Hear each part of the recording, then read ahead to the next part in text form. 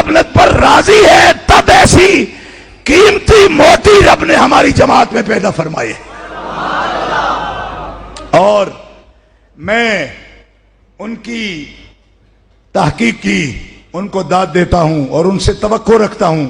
میں نے ان کی کتاب پر تبصرہ کرتے ہوئے بھی یہ کہا تھا، آج پھر کہتا ہوں کہ جب کسی شخص کو اللہ تعالیٰ غیر معمولی صلاحیت دیتا ہے تو اس سے کام بھی غیر معمولی لیتا ہے.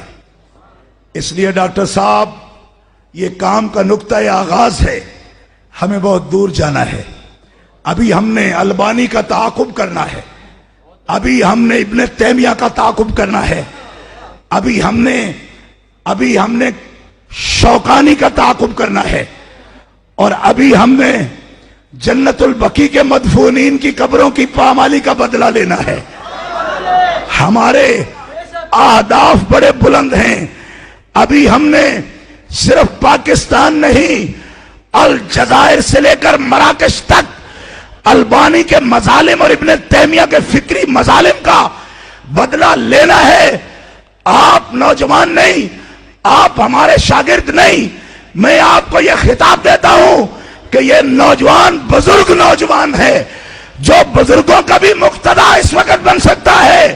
ہم اس کو فکری قائد مانتے ہیں، ہمیں فخر ہے اس کی قیادت پر.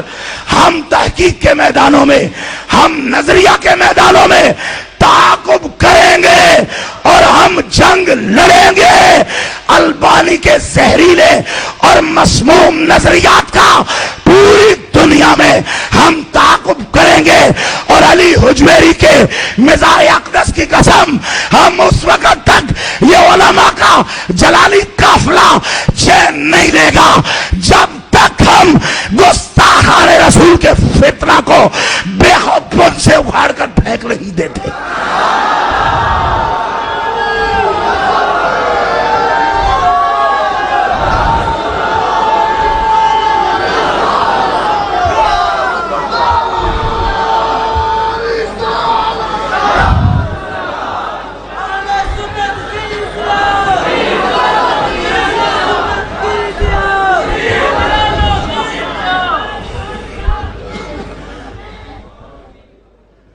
ہماری جماعت میں ایسے افراد موجود ہیں اور ہم پر امید ہیں.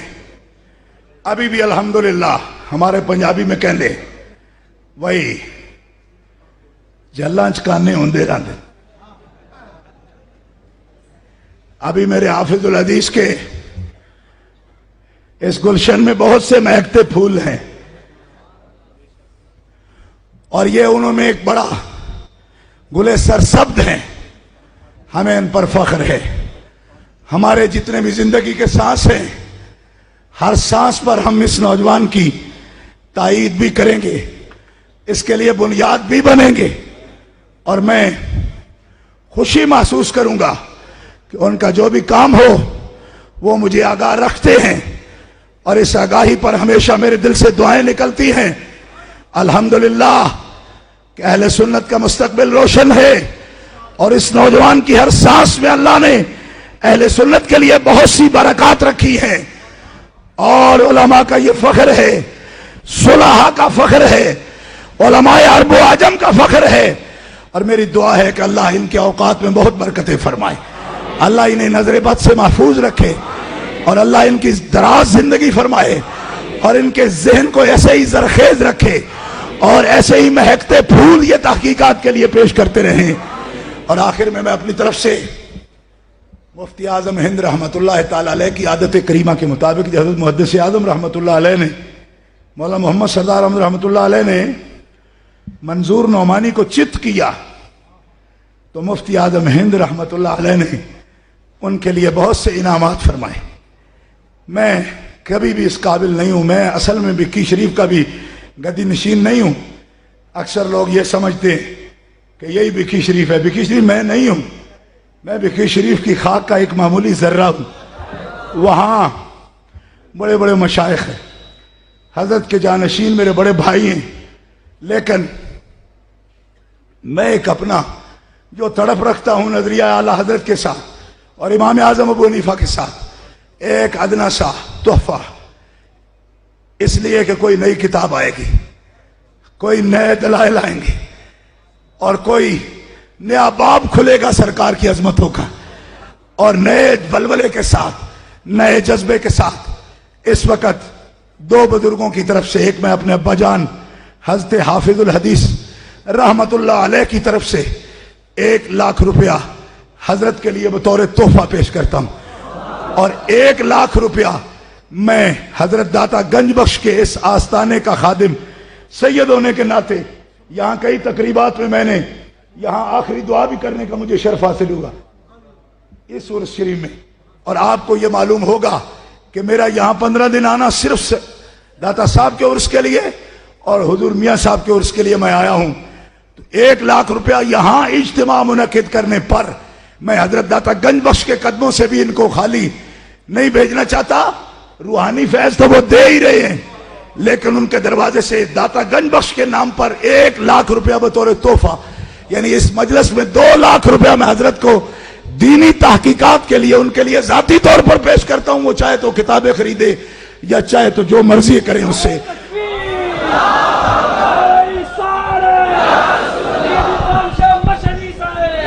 نعرہ تکبیر، نعرہ رسالت، نعرہ رسالت، نعرہ رسالت، علماء اہل سنت، علماء اہل سنت۔ اور سچی بات یہ ہے کہ اتنے بڑے اجتماع میں یہ ان کا ادارہ صراط مستقیم ہے اور ان کے دروس ہیں، آپ سے رابطہ ہے۔ میں آپ کو دیکھ کر میرا کلیجہ اتنا بڑا ہو گیا، یقین فرمائے مجھے بہت حوصلہ ہو گیا۔